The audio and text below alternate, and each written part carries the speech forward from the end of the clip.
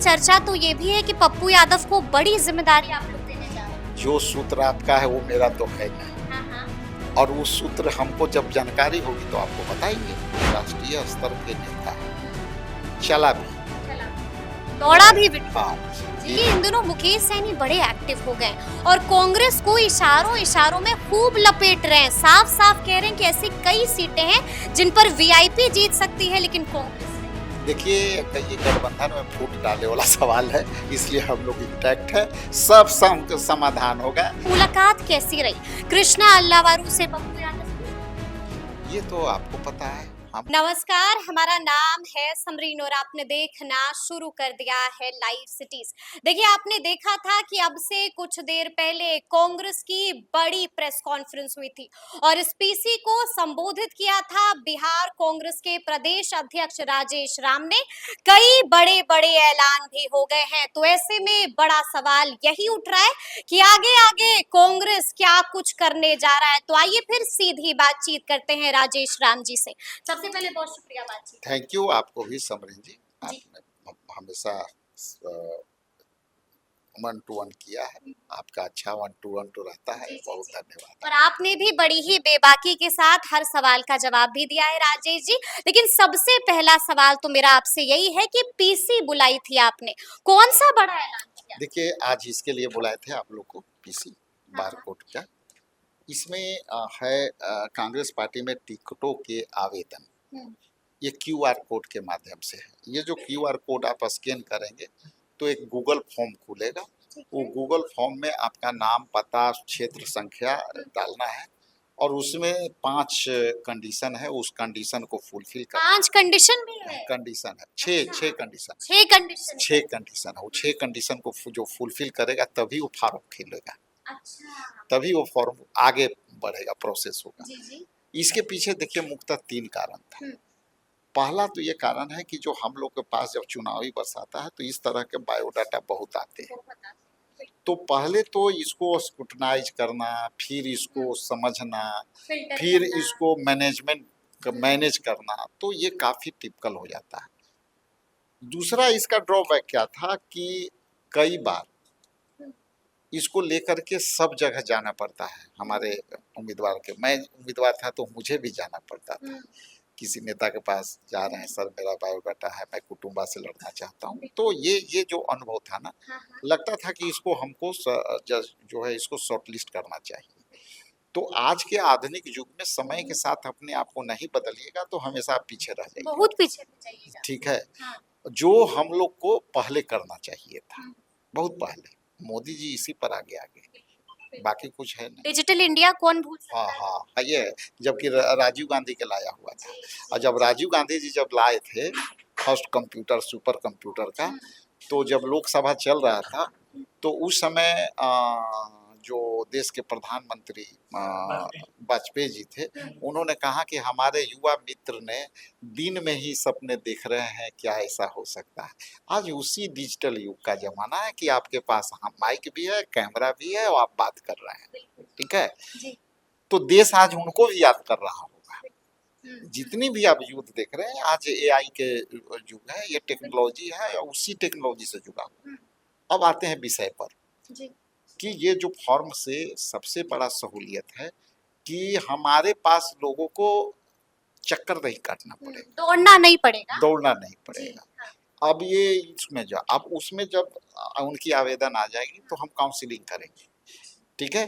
Counselling 2-3 बात की होगी कि आपने जो दिया है कार्यक्रम वो सच है, आपने किया है नहीं किया, कांग्रेस के कार्यकर्ता है कि नहीं है, पड़ताल होगी, वो कितना सक्षम है, ठीक है, वो होगा।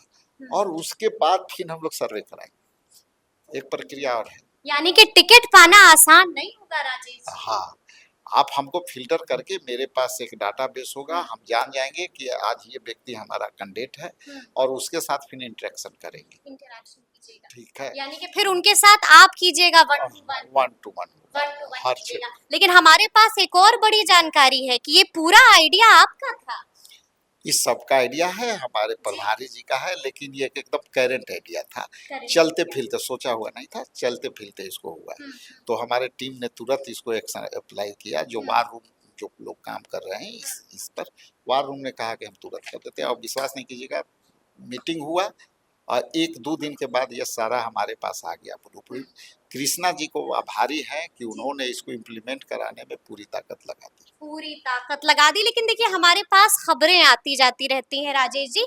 एक और खबर है, एक और चर्चा है जो पॉलिटिकल कॉरिडोर्स में हो रही है। सीधा सवाल ही हम आपसे पूछेंगे, तो मुलाकात कैसी रही कृष्णा अल्लावारू से पप्पू यादव की? ये तो आपको पता है, हमको नहीं पता है। नहीं पता है? प्रभारी जी अभी दिल्ली है, आएंगे तो पता चल जाएगा, लेकिन हमको आइडिया है नहीं। हाँ। ठीक है। बंद कमरे में घंटों हुई है बात। तो ये आपका सूत्र हो सकता है, मेरा सूत्र भी मेरे पास नहीं है, आइडिया नहीं है। आइडिया नहीं। चलिए ये तो बता दीजिए कि चर्चा तो ये भी है कि पप्पू यादव को बड़ी जिम्मेदारी आप लोग देने जा रहे हैं। जो सूत्र आपका है वो मेरा तो है नहीं। हाँ। और वो सूत्र हमको जब जानकारी होगी तो आपको बताएंगे।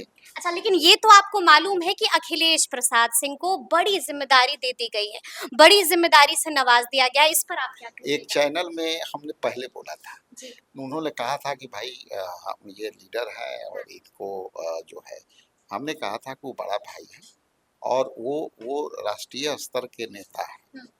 चला भी दौड़ा भी वीडियो। हाँ, ये वो राष्ट्रीय स्तर के नेता है। तो आप लोगों ने चला दिया क्या? वो चैनल भी चला दिया कि इनको लगता है यहाँ से बिहार से बाहर कर रहा है। तो हमने राष्ट्रीय नेता कहा था, मेरा बड़ा भाई है, बड़ा भाई है, अब सम्मान भी। ये तो आप हमेशा कहते हैं। हाँ, इज्जत भी देते हैं। हाँ, बड़ा भाई है और बड़ा दायित्व मिला है। बड़ा दायित्व। हमारा यदि प्रदेश में यदि दायित्व मिला है तो कुछ कमियां होगी तो दिल्ली से ना दूर होगा, तो वही ना दूर करेंगे। छोटा भाई बड़ा भाई की समस्या दिल्ली में आएगा तो कौन दूर करेगा? वही करेंगे। लेकिन राजेश जी एक और सवाल। आप ये बताइए, समझिए, सच बात दिखाई कभी हम लोगों में देखा कोई विवाद? बिल्कुल नहीं, मैं तो आज भी बोल रही हूँ, कैमरे पर बोल रही हूँ कि प्यार आज भी उमड़ रहा है और छोटे भाई ने बड़े भाई की तारीफ करती है। दिल से। आज ये हमेशा अखिलेश भाई बोलते हैं कि अरे हमने एक पड़ोसिया नहीं है, तू औरंगाबाद के, हम अरवल के, हमने पड़ोसी कभी। कल वाली तस्वीर भी हमने देखी थी कि छोटे भाई ने बड़े भाई का हाथ पकड़ लिया था।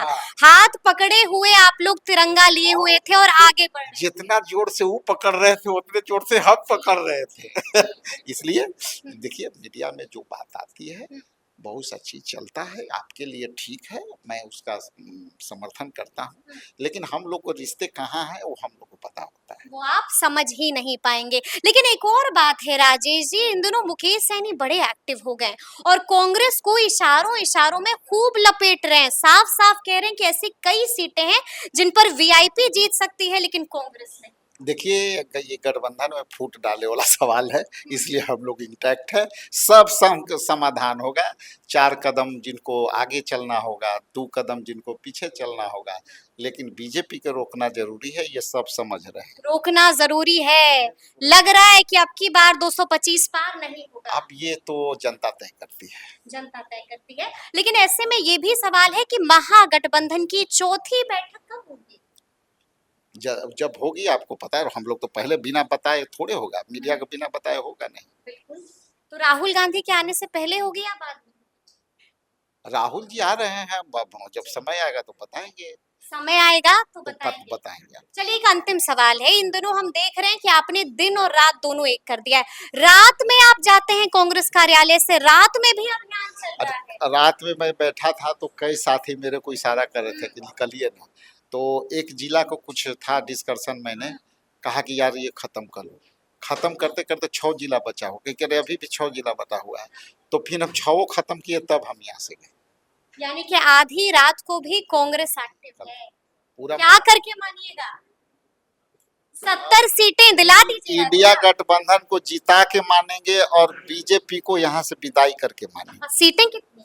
सीट के कहाँ इशू है, सीट पर सब समय पर आ जाएगा, सब समय पर हो जाएगा। चलिए, तो सुना आपने क्या कुछ कहा है राजेश राम जी ने, कई बातों का जिक्र कर दिया है, तो फिर ये पूरी बातचीत आपको कैसी लगी है कमेंट करके हमें जरूर बताइएगा।